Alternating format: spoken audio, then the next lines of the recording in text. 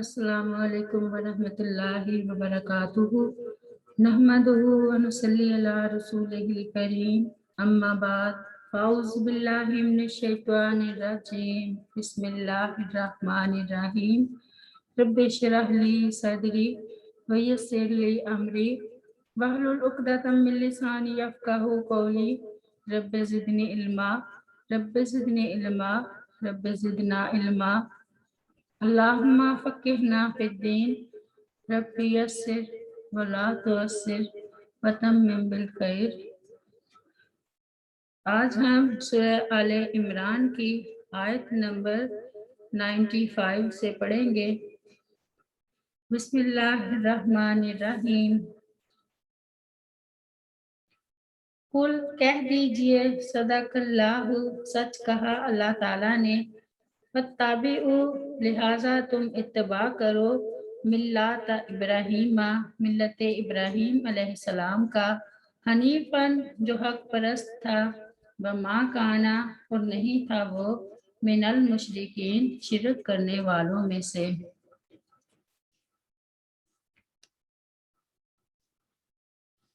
यानी अल्लाह ताला ने ये फरमान सच्चा है अल्लाह ताला का कि तोआम की ये पहली किस्म पहले हलाल थी, इसके बाद इसराइल यानी यकूब अलैहिस्सलाम और उसकी औलाद पर हराम कर दी गई। लिहाजा नसब सही है और तुम्हारा शुबा बातिल है। और रसूल करीम सल्लल्लाहु अलैहि वसल्लम ने जो उनकी हिल्लत का फतवा दिया था, ये ऐन मिल्लत इब्राहीम के मुताबिक है। लिहाजा तुम भी मिल्लत इब्राहीम में दाखिल हो जाओ और दीन इस्लाम में दाखिल हो जाओ, जो असूलो फरोग के एतबार से ऐन दीन इब्राहीम के मुताबिक है। इरशाद बारी ताला है, कुल इन्नी हदानी रब्बी इला सिरातिम मुस्तकीम दीनन क़यामम मिल्लता इब्राहीमा हनीफा व मा काना मिनल मुशरिकीन। सूरत अल-अनाम में कह दे, बेशक मुझे तो अपने रब ने सीधे रास्ते की तरफ रहनुमाई कर दी है, जो मजबूत दीन है, इब्राहीम अलैहिस्सलाम की मिल्लत, जो एक ही तरफ का था और मुशरिकों से ना था। और फरमाया, सुम्मा औहैना इलैका अनित्ताबि मिल्लता इब्राहीम हनीफा व मा काना मिनल मुशरिकीन। सूरत अन-नहल में फिर हमने तेरी तरफ वही की कि इब्राहीम अलैहिस्सलाम की मिल्लत की पैरवी कर, जो एक अल्लाह ताला की तरफ हो जाने वाला था और मुशरिकों से ना था। आयत नंबर 96।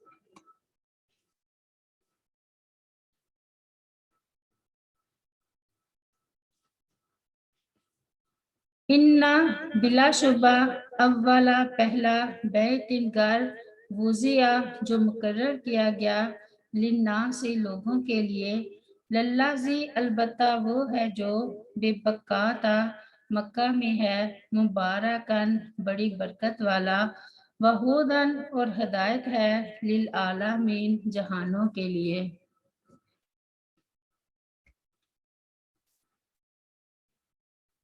इस आयत में यहूद के दूसरे एतराज़ का जवाब है। वो कहते थे कि बैतुल मुक़द्दस सबसे पहला इबादत खाना है। मोहम्मद सल्लल्लाहु अलैहि वसल्लम और उनके साथियों ने अपना किबला क्यों बदल लिया? इसके जवाब में कहा गया, तुम्हारा ये दावा भी गलत है। पहला घर जो अल्लाह ताला की इबादत के लिए तामीर किया गया है, वो बैतुल हराम में है। वो बैतुल हराम है जो मक्का में है। सैयदना अबू ज़र रज़ी अल्लाह अन्हु बयान करते हैं, मैंने रसूल करीम सल्लल्लाहु अलैहि वसल्लम से दरियाफ्त किया, है अल्लाह के रसूल सल्लल्लाहु अलैहि वसल्लम, रूए ज़मीन पर सबसे पहले कौन सी मस्जिद बनाई गई? तो रसूल करीम सल्लल्लाहु अलैहि वसल्लम ने फरमाया, मस्जिद हराम। मैंने अर्ज़ की, फिर कौन सी? तो आप सल्लल्लाहु अलैहि वसल्लम ने फरमाया, मस्जिद अक्सा। मैंने अर्ज़ की, उन दोनों के दरमियान कितनी मुद्दत है? تو نبی کریم صلی اللہ علیہ وسلم نے فرمایا 40 سال کی مدت۔ آیت نمبر 97۔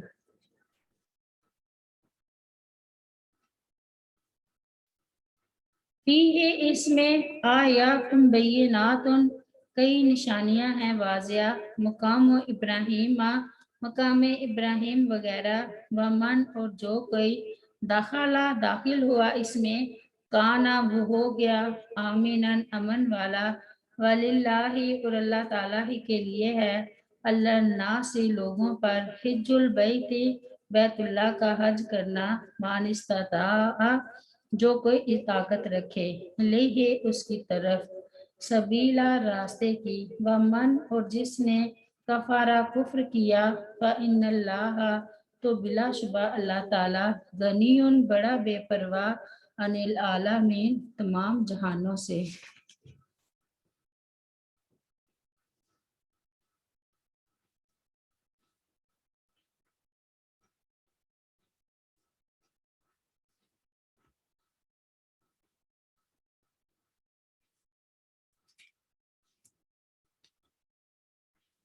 ومن دخل کان آمینن، یعنی حرم مکہ میں جب کوئی خوف زدہ داخل ہو جائے تو وہ ہر برائی اور شر سے امن میں ہو جاتا ہے۔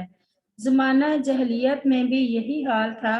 ارشاد باری تعالیٰ ہے، اولم یرو انا جعلنا حراما آمنا ویتخطف الناس من حولہم، سورۃ العنکبوت میں، اور کیا انہوں نے نہیں دیکھا کہ بے شک ہم نے ایک حرم امن والا بنا دیا ہے، جبکہ لوگ ان کے گرد سے اچک لیے جاتے ہیں۔ اس امن و سکون میں ابراہیم علیہ السلام کی دعا کو بھی بڑا دخل ہے۔ ارشاد باری تعالیٰ ہے، وَإِذْ قَالَ إِبْرَاهِيمُ رَبِّ اجْعَلْ هَٰذَا الْبَلَدَ آمِنًا وَاجْنُبْنِي وَبَنِيَّ أَن نَّعْبُدَ الْأَصْنَامَ، سورۃ ابراہیم میں۔ اور جب ابراہیم علیہ السلام نے کہا، اے میرے رب، اس شہر کو امن والا بنا دے اور مجھے اور میرے بیٹوں کو بچا کہ ہم بتوں کی عبادت کریں، اور فرمایا، فَلْيَعْبُدُوا رَبَّ هَٰذَا الْبَيْتِ الَّذِي أَطْعَمَهُم مِّن جُوعٍ وَآمَنَهُم مِّن خَوْفٍ، سورۃ قریش میں۔ تو ان پر لازم ہے کہ اس گھر کے رب کی عبادت کریں، وہ جس نے انہیں بھوک سے بچا کر کھانا دیا اور خوف سے بچا کر امن دیا۔ سیدنا عبداللہ بن عباس رضی اللہ عنہ بیان کرتے ہیں کہ رسول کریم صلی اللہ علیہ وسلم نے فتح مکہ کے دن فرمایا تھا، اب ہجرت نہیں لیکن جہاد اور نیت باقی ہے، اور جب تم سے جہاد کے لیے گھروں سے نکلنے کو کہا جائے تو نکل پڑا کرو۔ اس شہر کو اللہ تعالیٰ نے اسی دن حرمت والا قرار دے دیا تھا جس دن اس نے آسمانوں اور زمین کو پیدا فرمایا تھا، چنانچہ اللہ تعالیٰ کی حرمت کے ساتھ وہ قیامت تک کے لیے حرام ہے۔ مجھ سے پہلے اس میں کسی کے لیے قتال کرنا جائز نہ تھا، اور میرے لیے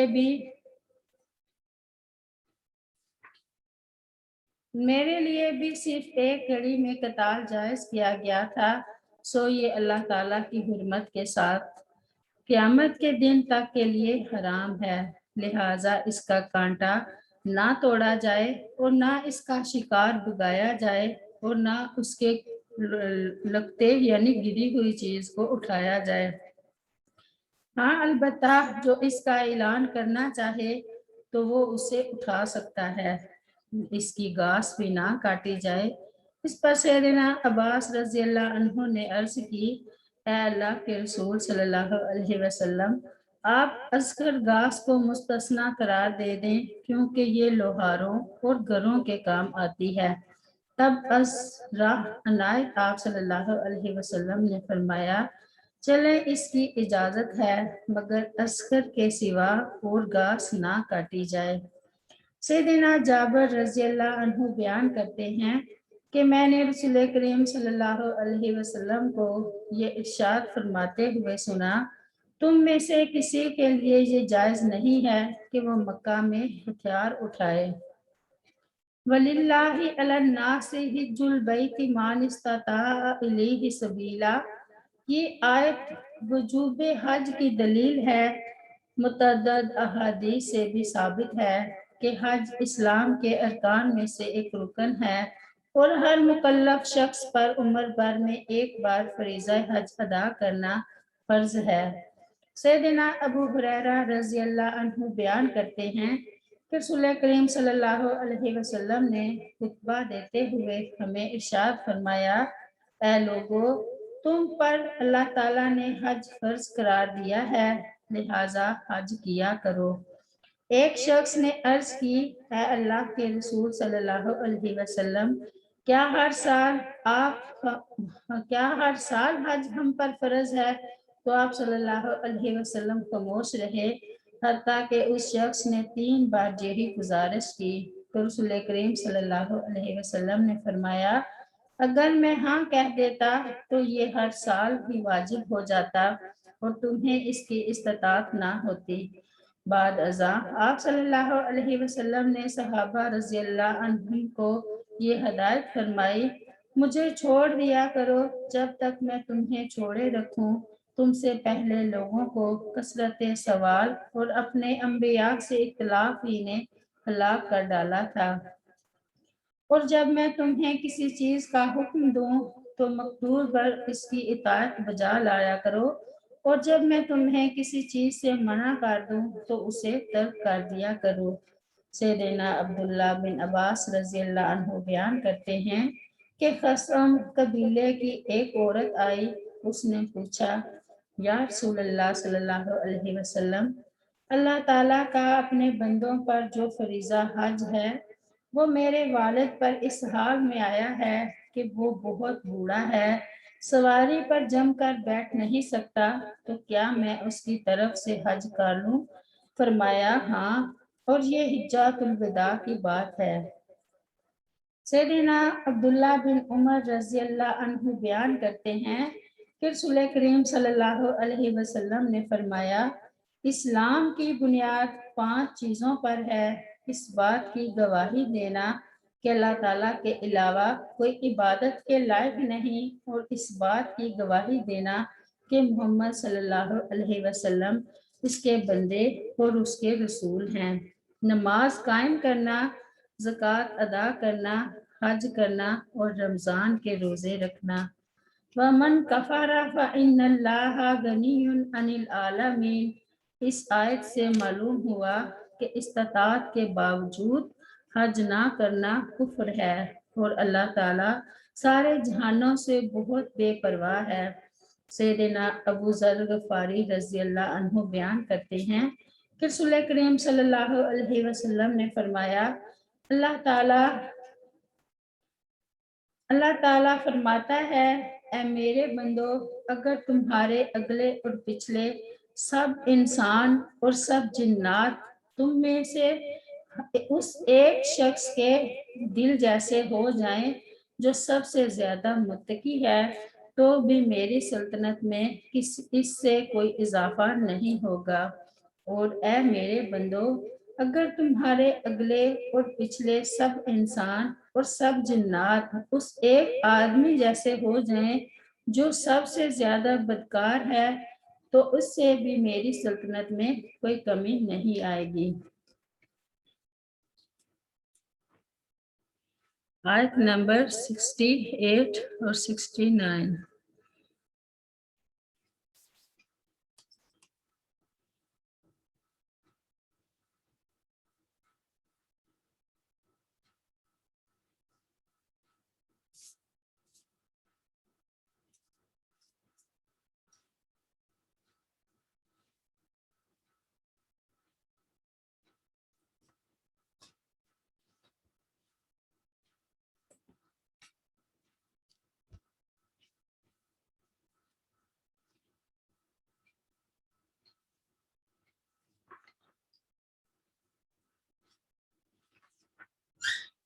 قل کہہ دیجئے یا اہل الکتابی، اے اہل کتاب، لما تکفرون، کیوں تم کفر کرتے ہو، بآیات اللہ، اللہ تعالیٰ کی آیات کے ساتھ، واللہ، اور اللہ تعالیٰ، شہید کا گواہ ہے، اللہ ما تعملون، ان پر جو تم کرتے ہو۔ آیت نمبر 99۔ کل کہہ دیجئے یا اہل الکتاب، اے اہل کتاب، لما، کیوں، تصدونا، تم روکتے ہو، عن سبیل اللہ، اللہ تعالیٰ کے راستے سے، من، اس کو جو آمنا، ایمان لایا، تبغونہا، تم ڈھونڈتے ہو اس کی راہ میں، اس راہ میں، عوجن کجی، وانتم، جب کہ تم، شہداء، گواہ ہو، وما اللہ، اور نہیں ہے اللہ تعالیٰ، بغافل، غافل، اما، اس سے، تعملون، جو تم عمل کرتے ہو۔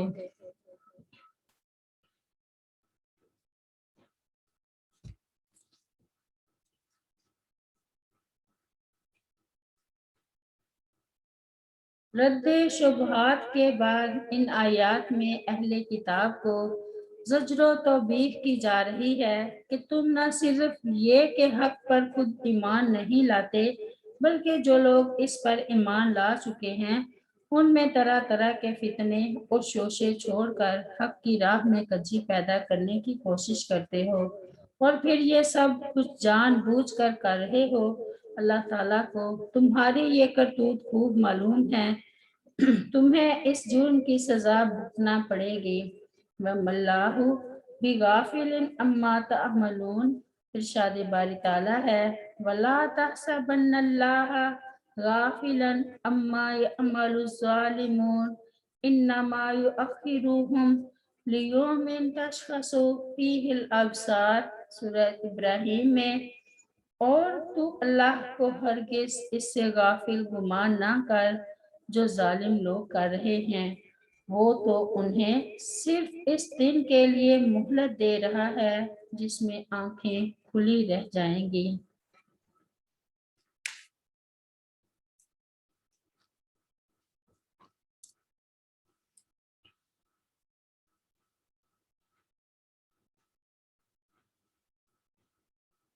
آیت نمبر 100۔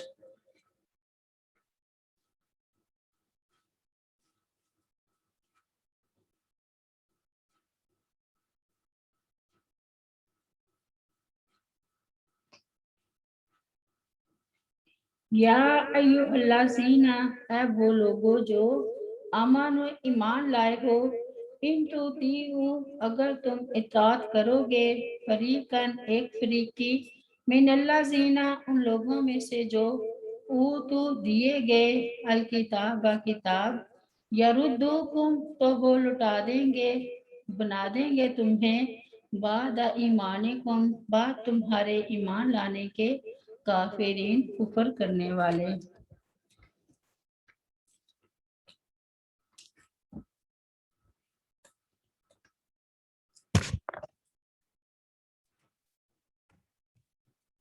یہودیوں کے مکر و فریب اور ان کی طرف سے مسلمانوں کو گمراہ کرنے کی مذموم کوششوں کا ذکر کرنے کے بعد مسلمانوں کو تنبیہ کی جا رہی ہے کہ تم بھی ان کی سازشوں سے ہوشیار رہو، اور قرآن کی تلاوت کرنے اور رسول کریم صلی اللہ علیہ وسلم کے موجود ہونے کے باوجود کہیں یہود کے جال میں نہ پھنس جانا، جو مسلمانوں سے ان نعمتوں کی وجہ سے شدید حسد رکھتے ہیں جو اللہ تعالیٰ نے ان پر کی ہیں۔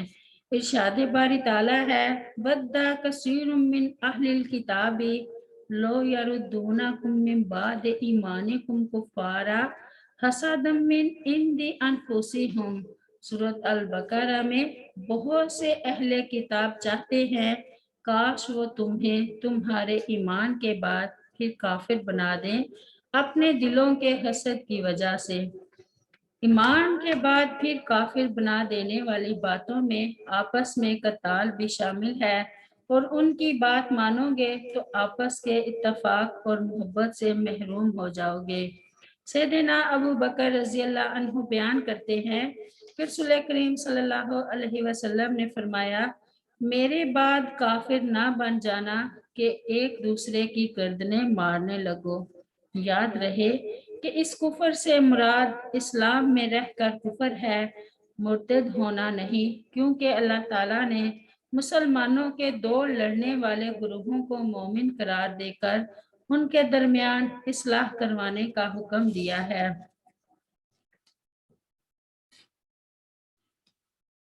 یہودیوں کے مکر و فریب اور ان کی طرف سے مسلمانوں کو گمراہ کرنے کی مذموم کوششوں کا ذکر کرنے کے بعد مسلمانوں کو تنبیہ کی جا رہی ہے کہ تم بھی ان کی سازشوں سے ہوشیار رہو اور قرآن کی تلاوت کرنے اور رسول کریم صلی اللہ علیہ وسلم کے موجود ہونے کے باوجود کہیں یہود کے جال میں نہ پھنس جاؤ۔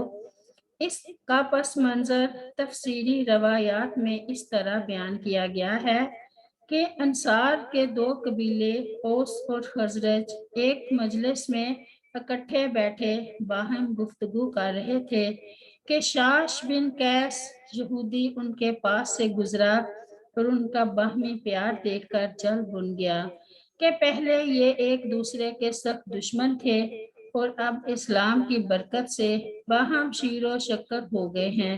اس نے ایک نوجوان کے ذمے یہ کام لگایا کہ وہ ان کے درمیان جا کر جنگ بغاس کا ذکر کرے جو ہجرت سے ذرا پہلے ان کے درمیان برپا ہوئی تھی، اور انہوں نے ایک دوسرے کے خلاف جو رزمیہ اشعار کہے تھے وہ ان کو سنائے، چنانچہ اس نے ایسا ہی کیا، جن پر ان دونوں قبیلوں کے پرانے جذبات پھر بھڑک اٹھے اور ایک دوسرے کو گالی گلوچ دینے لگے، جہاں تک کہ ہتھیار اٹھانے کے لیے للکارا اور پکار شروع ہو گئی، اور قریب تھا کہ ان میں باہم قتال بھی شروع ہو جائے کہ اتنے میں نبی کریم صلی اللہ علیہ وسلم تشریف لے آئے اور انہیں سمجھایا اور وہ باز آ گئے۔ اس پر یہ آیت بھی اور جو آگے آ رہی ہے وہ بھی نازل ہوئی۔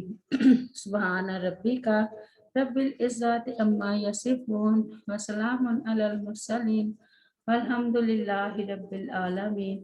السلام علیکم ورحمۃ اللہ وبرکاتہ۔